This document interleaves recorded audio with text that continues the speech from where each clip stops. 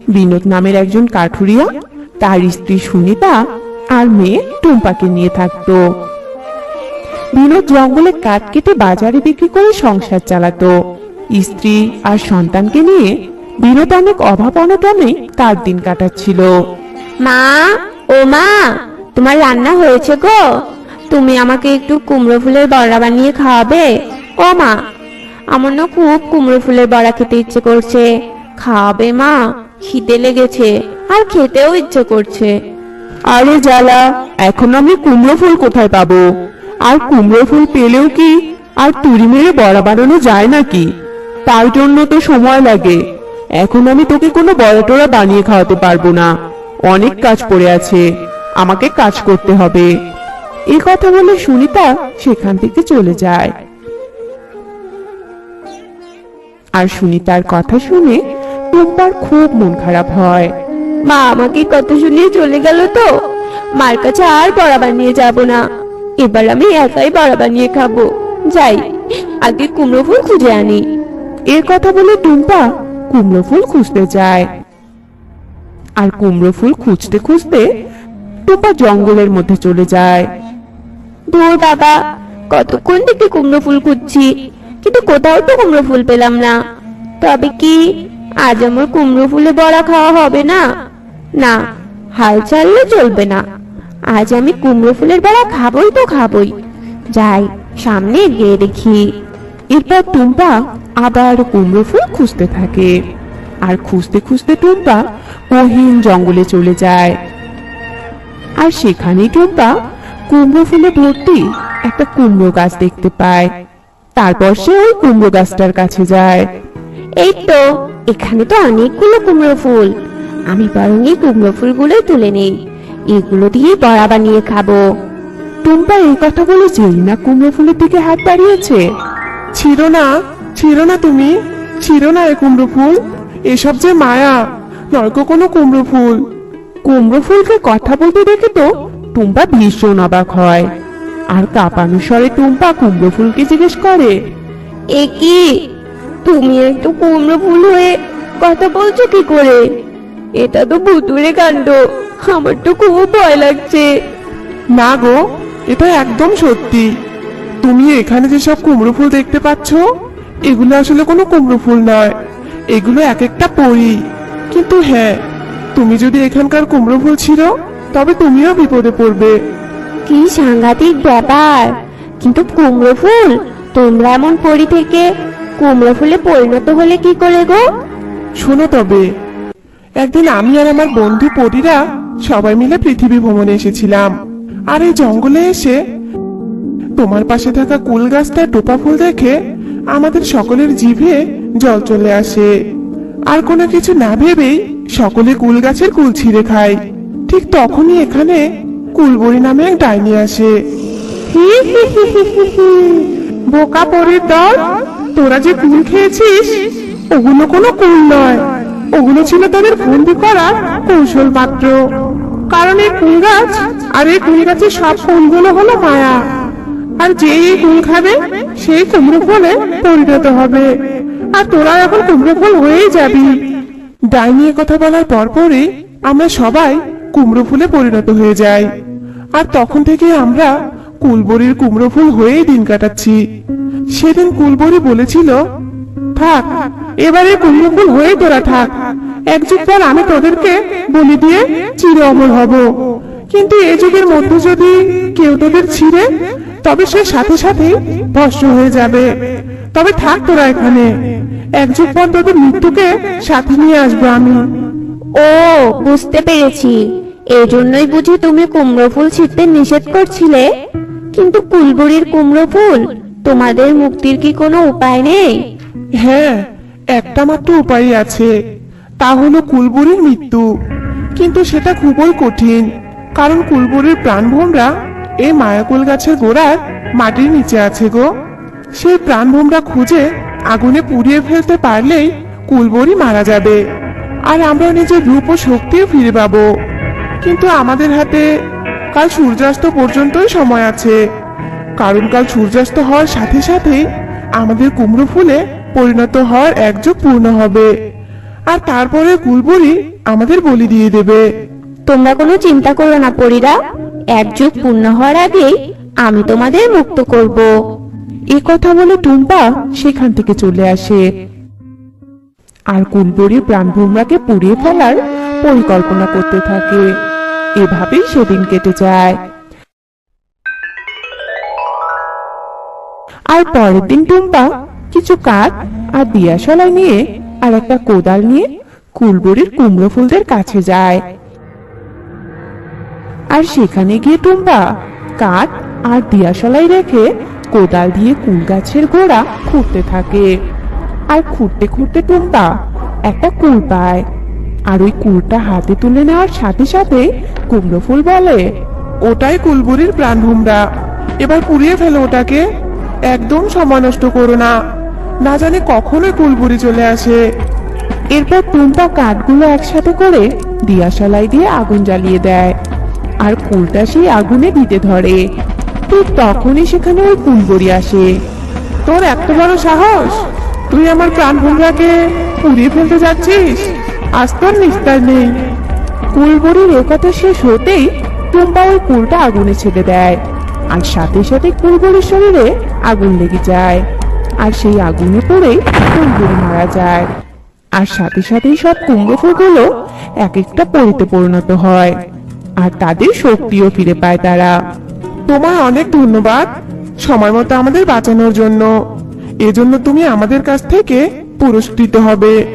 এ কথা বলে পরি জাদু করে অনেক সোনার মুদ্রা নিয়ে টুম্পাকে দিয়ে সেখান থেকে চলে যায়। আর স্বর্ণ মুদ্রা নিয়ে টুম্পা খুশি মনে বাড়ি ফিরে যায়। হাসানপুর নামে একটা গ্রাম ছিল আর সেই গ্রামে বাস করত বিনোদ নামে একটা ব্রাহ্মণ। বিনোদ তার স্ত্রী রমলা আর তার মেয়ে পূজাকে নিয়ে থাকতো। বিনোদ ব্রাহ্মণ ছিল বলে পুজো করেই কোনো মতে তার সংসার চালাতো। হ্যাঁ গো, বাড়িতে কোনো বাজার নেই, কি রান্না করবো বলো তো? আর তুমি বাজারে না গিয়ে এভাবে বসে আছো কেন? যাও বাজারে যাও। বাজারে গিয়ে কি করব গিন্নি? আমার কাছে কি আর কোনো টাকা আছে যে বাজার করব? হাতটা যে এখন আমার একেবারেই খালি। টাকা নেই বলে তুমি আর বাজারেই যাবে না? তাহলে আমরা আজ না খেয়ে থাকবো নাকি? আর তুমি যে হাতখালির কথা বলছো, সে তো আমি বিয়ে হয়ে আসার পর থেকেই দেখছি। গিন্নি, আমি এখন কি করব বলো তো? আমি কি কম চেষ্টা করতেছি এই সংসারটাকে ভালোভাবে চালানোর জন্য? কিন্তু শত চেষ্টার পরেও যে কষ্ট আমাদের কোনো মতেই ছাড়ছে না।